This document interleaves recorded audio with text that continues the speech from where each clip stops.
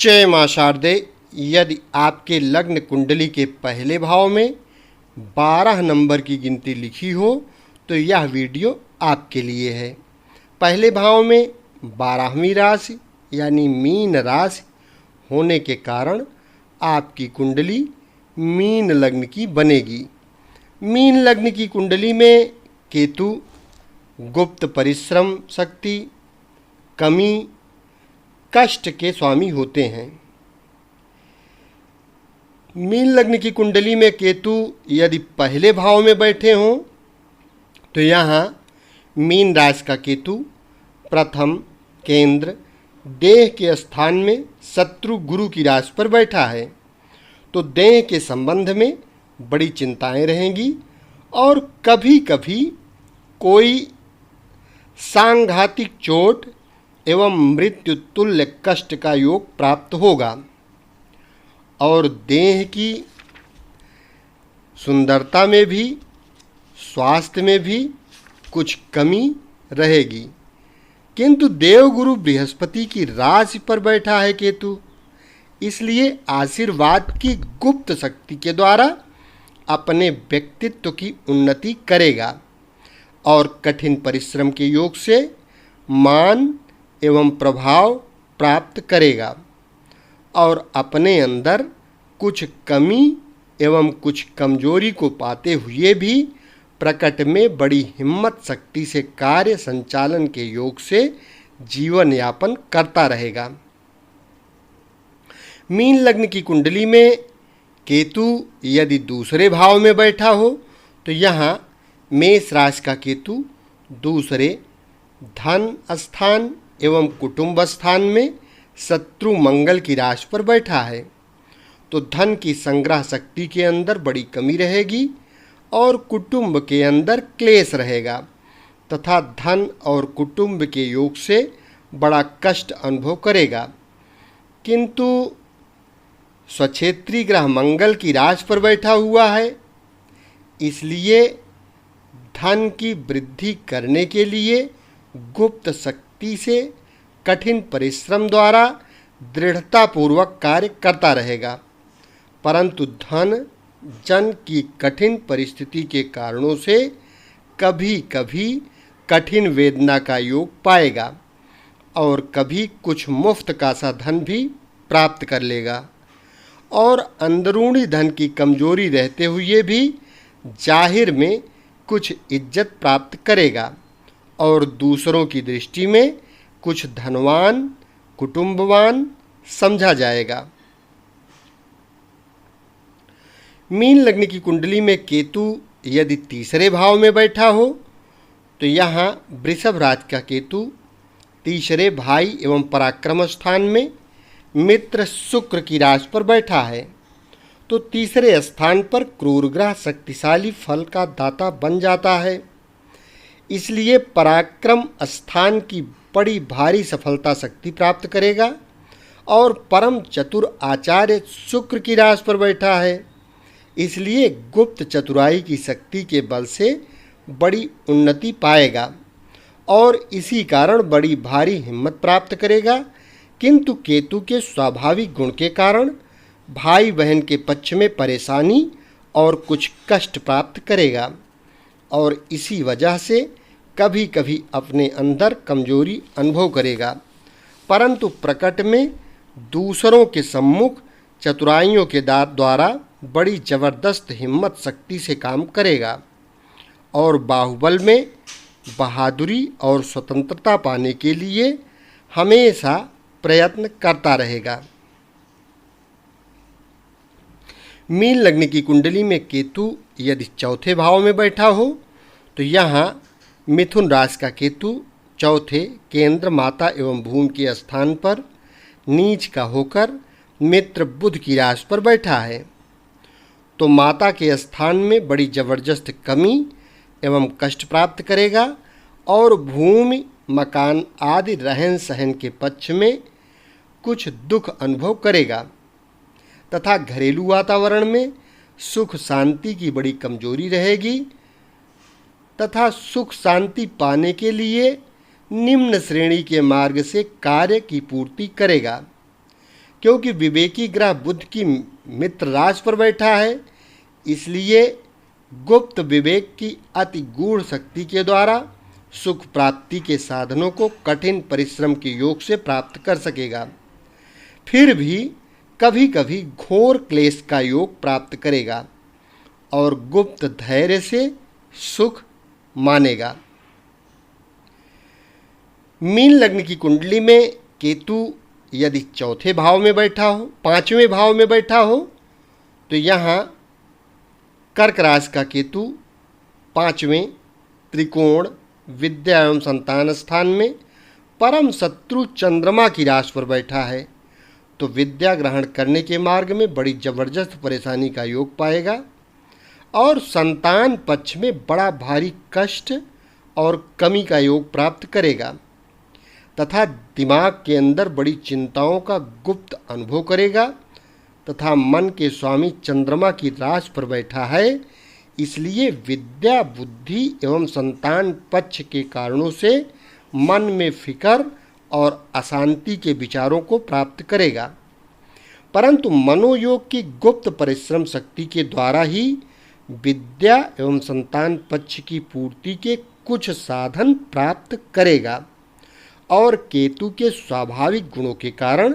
कभी कभी विचारों में किंग कर्तव्य विमूढ़ता का योग पाएगा और कभी कभी मजबूती पाएगा। मीन लग्न की कुंडली में केतु यदि छठवें भाव में बैठा हो, तो यहाँ सिंह का केतु छठे शत्रु स्थान एवं परिश्रम और झंझट के स्थान में मुख्य शत्रु सूर्य की राशि पर बैठा है, तो छठे स्थान पर क्रूर ग्रह का बड़ा शक्तिशाली फल का दाता हो जाता है। इसलिए शत्रु का दमन करने के लिए और शत्रु पर विजय पाने के लिए गुप्त शक्ति के महान परिश्रम से सफलता प्राप्त करेगा और बड़े बड़े झगड़े झंझटों में कामयाबी पाएगा तथा अपनी प्रभाव की वृद्धि करने के लिए बड़ी तत्परता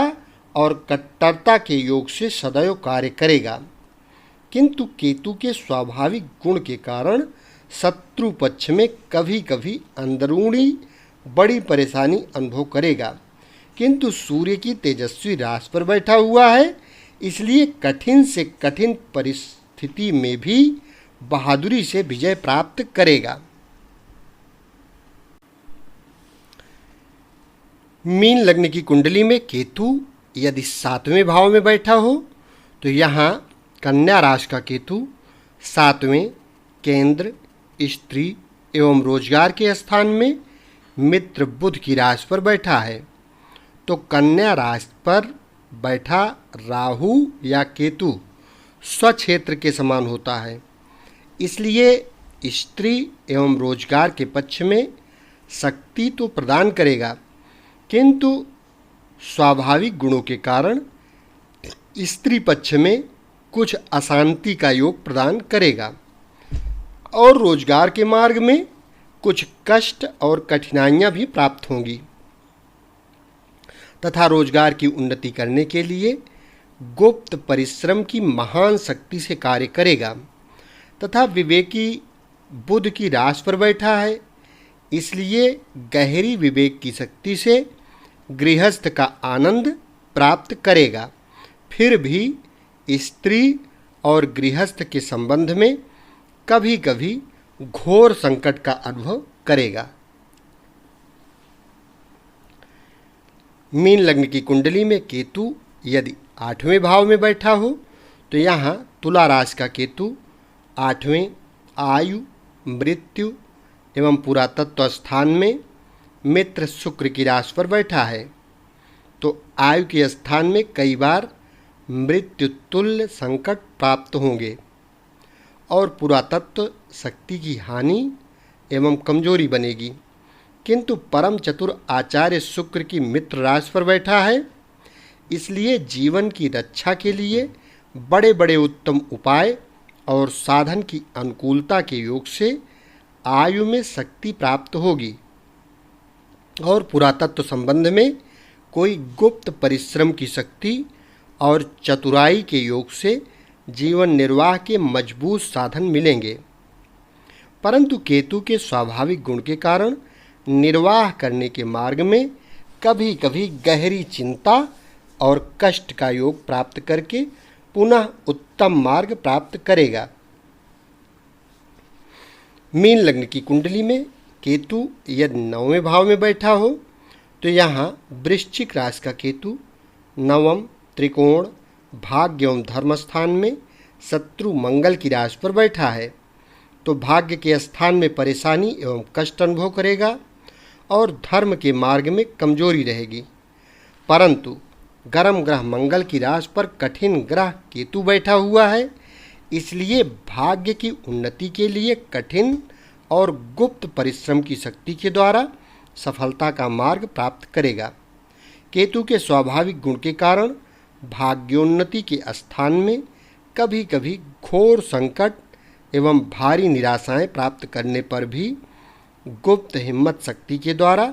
उन्नति का योग प्राप्त करेगा तथा भाग्योन्नति करने में सदैव तत्पर रहेगा और धर्म की उन्नति का भी गुप्त ध्यान रखेगा। फिर भी धर्म, भाग्य और यश की कुछ कमी रहेगी। मीन लग्न की कुंडली में केतु यदि 10वें भाव में बैठा हो तो यहाँ धनु राशि का केतु 10वें केंद्र, पिता एवं राज्य स्थान में उच्च का होकर शत्रु गुरु की राशि पर बैठा है तो पिता के स्थान में और कारोबार में बहुत उन्नति करेगा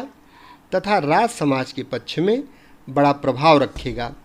किंतु केतु के स्वाभाविक गुण के कारण पिता स्थान में कुछ संघर्ष प्राप्त करेगा और राज समाज की उन्नति और मान प्राप्त करने के लिए महान कठिन प्रयत्न और कठोर परिश्रम करेगा तथा देवगुरु बृहस्पति की राशि पर उच्च का होकर बैठा हुआ है, इसलिए आदर्शवाद के मार्ग द्वारा उन्नति की महान शक्ति प्राप्त करने के लिए सदैव गुप्त रूप से भारी दौड़ धूप करता रहेगा और कभी कभी विशेष परेशानी का योग प्राप्त होने पर भी अपनी उन्नति करने के मार्ग में विशेष बहादुरी से काम करेगा। मीन लग्न की कुंडली में केतु यदि 11वें भाव में बैठा हो तो यहाँ मकर राशि का केतु 11वें लाभ स्थान में मित्र शनि की राशि पर बैठा है तो 11वें स्थान पर क्रूर ग्रह शक्तिशाली फल का दाता होता है, इसलिए आमदनी के मार्ग में विशेष शक्ति प्राप्त करेगा और क्रूर ग्रह की राशि पर क्रूर ग्रह बैठा है, इसलिए अधिक लाभ पाने के लिए गुप्त परिश्रम की कठोर शक्ति से सफलता प्राप्त करेगा और दृढ़तापूर्वक स्वार्थ सिद्धि करने में लगा रहेगा। किंतु केतु के स्वाभाविक गुण के कारण आमदनी के मार्ग में कभी कभी महान कष्ट का योग प्राप्त करेगा तथा फिर भी आमदनी में कुछ कमी का योग अनुभव करने के कारण से आमदनी की वृद्धि करने के लिए विशेष प्रयत्न करेगा। मीन लग्न की कुंडली में केतु यदि 12वें भाव में बैठा हो तो यहाँ कुंभ राशि का केतु 12वें खर्च एवं बाहरी स्थान में मित्र शनि की राशि पर बैठा है तो खर्च के मार्ग में कुछ कमी और कष्ट का योग प्राप्त करेगा और बाहरी स्थानों के संबंध में कुछ परेशानी अनुभव करेगा। किंतु गर्म ग्रह की राशि पर गर्म ग्रह बैठा है, इसलिए खर्च की संचालन शक्ति प्राप्त करने के लिए गुप्त परिश्रम शक्ति के योग से दौड़ धूप करके सफलता पाएगा और खर्च एवं बाहरी संबंधों के मार्ग में बड़ी हिम्मत और दृढ़ता से कार्य करेगा। किंतु केतु के स्वाभाविक गुण के कारण खर्च के मार्ग में कभी कभी घोर संकट का योग प्राप्त होने पर भी बड़ी बहादुरी के साथ परिश्रम करके पुनः खर्च करने की शक्ति में वृद्धि प्राप्त करेगा। इस प्रकार से मीन लग्न की कुंडली में केतु का आप 12 भाव में फलादेश कर सकते हैं या अपनी कुंडली देखकर गोचर के अनुसार, जन्म के अनुसार तो कर ही सकते हैं और गोचर के अनुसार भी यही फलादेश समझ सकते हैं। यदि चैनल को अभी तक सब्सक्राइब न किए हों तो कृपया यह चैनल सब्सक्राइब अवश्य कर लें, क्योंकि इस चैनल के माध्यम से आपको संपूर्ण वैदिक ज्योतिष, लाल किताब, हस्तरेखा ज्ञान, वास्तुशास्त्र, ये सब के सब एकदम फ्री में सीखने को मिलते रहेंगे। शेष अगले भाग में। धन्यवाद।